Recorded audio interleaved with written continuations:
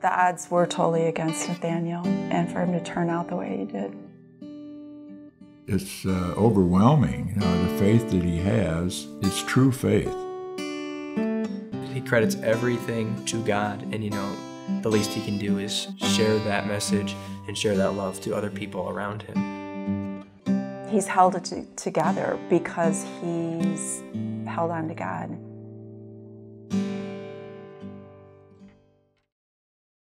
My name is Nathaniel Gee. That's what my mother calls me. But a lot of people around here refer to me as brother or brother. I grew up in Aurora, Illinois. Although I've moved around quite a bit as a child, that's where I spent my high school years. My son is a gift from God, and that's why I named him Nathaniel. Island face pumpkin, Nathan? Is that going to be a scary one? It's going to be a happy one. Happy one? Nathan? My childhood was a very intense one. It was a very broken one. As open as I was and as loving as I was growing up, I was very closed. Okay, there's a lot about my life that I didn't let people into. I didn't share because I didn't know how to begin even looking at it myself. I didn't want to look at it. So from a young age, there's a number of instances that happened that flipped my world upside down. He was like 3 years old, and he was in the car with me, and I was driving at a very fast pace. And the car went off a bridge and rolled like several times.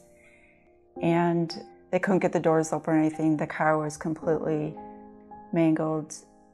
They found Nathaniel sitting on my lap. He didn't even have a car seat on. And he was kissing my owies. I had broken bones. There was blood all over. And he was untouched. He didn't even have a bruise. Is I trying to eat this? Yes. Dang. Everybody get a biscuit? Everyone should say what they're thankful for. I am thankful for a wonderful family. Nathaniel's mother, our daughter Gina, was going through some troubling times. There'd be a lot of instances of coming home to individuals who weren't my father, not treating her well, not treating me well. We had Nathan with us quite a bit of the time then. Mm-hmm. Oh, thank you. And then when I was 9 and my mother went away to get help, my father was killed, was murdered in the streets of Aurora, shot over an argument of money, certainly drug-related. His favorite song was Amazing Grace, and I made it my goal to learn the song, to memorize it. I wanted to sing it at his service. But when we got there, I was too emotional. I couldn't do it, and I felt terrible. After his father died, there was an instance where he went to church, and it was almost like God was talking to him. The sermon was just for him, and I think that's when his heart opened up to God. And that's when I, for the first time, prayed. It was hard for me to see a future for myself because of the scenario I was in that surrounded me.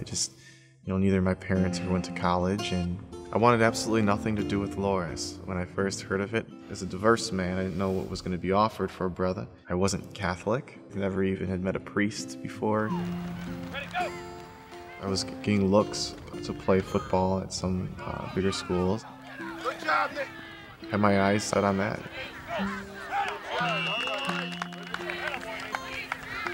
One of the coaches came through to visit. He asked me about my dreams and what I was passionate about, aside from football. First time any coach had asked that. He said, if you come here, you can pursue what you're really passionate about, still play football, and football doesn't have to be your life. I remember going home and just being blown away. I never thought about my faith or spiritual life being a part of my college discernment. Every time I would pray, I was drawn more to this, and I took a chance on Loris. I played football and ran track all 4 years, and I enjoyed it immensely, don't get me wrong, but the most impactful for me and growing were all tied to the components of growth in faith and growth in knowledge. This is the first place that this right here is the first place I'd ever gone to a Catholic Mass.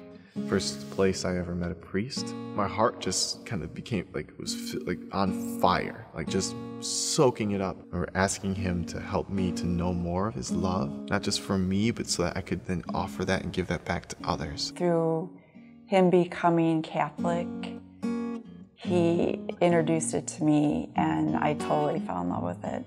After graduating college, I taught for a year, high school, and discerned deeply, and it led me to the Dominican order. I entered my novitiate year, and it was an incredible year. He became much deeper in his relationship with God and in prayer and in discipline. And yet, as the year went on, there was this great growth and healing of my own heart, but there was a struggle to find peace. I realized that the time for me to stay would have been an easy thing, and knew that at least for some time I needed to go back into the world and to live this religious life in the world.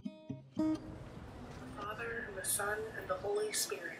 Have a fantastic Friday, Wahlert. He was destined to be a teacher for youth. I am currently a teacher of theology at Wahlert High School. You can really tell the way he interacts with people that he truly has impacted a lot of kids and made them realize how special they are and unique they are. I also am involved in several of the retreats programs, whether it be tech or it be our Kairos retreats. When I was younger, I always used to write speeches that were on relationships, on love, and wanting people to be drawn more to what life is really all about. I was brought back to those moments with God and my desire to know his love, to give it back. And it struck me deeply that he answered my prayer. I always loved music. Of course, I incorporated it into my teaching, into my classroom, into my ministry. We journal every day in class, and he would play the guitar and sing for a little bit just so we can kind of ease into it and focus mainly on what we're trying to think about.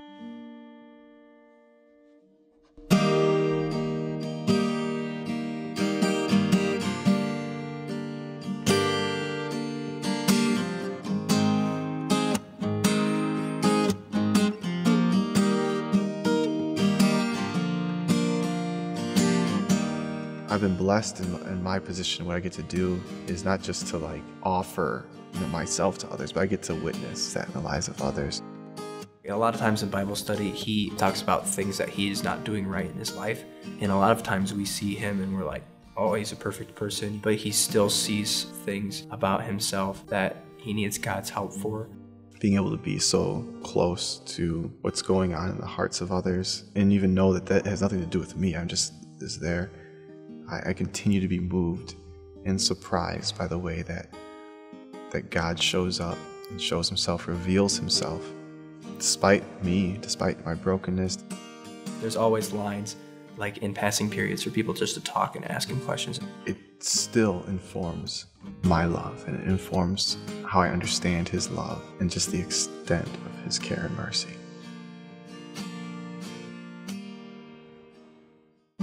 I don't know the exact reason why it stuck so well, but I always joke around and say that perhaps it's because I'm part brother. Just talking about my, my background. Well, the other reason is probably because I always refer to people in my life as my brothers and sisters. Coming from two parents of addiction, coming from a pretty hostile background, he has turned out so amazing in that he chose God and not other choices that he could have easily made. He's remarkable in this sense that he's more interested in you than he is himself. And we're just proud. Yeah. The Gospel of Luke, he responds that my brothers and sisters are those who adhere to the word and follow my Father. I get excited for every day. I look forward to loving as he calls me to. And I look forward to expending myself in love. In all you do, love. Amen.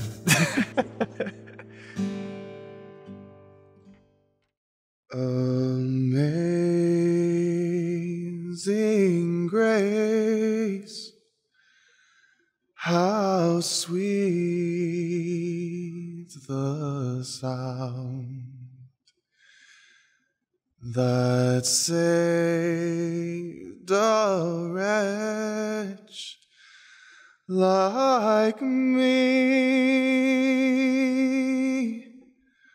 I once was lost, but now am found. Was blind, but now I see.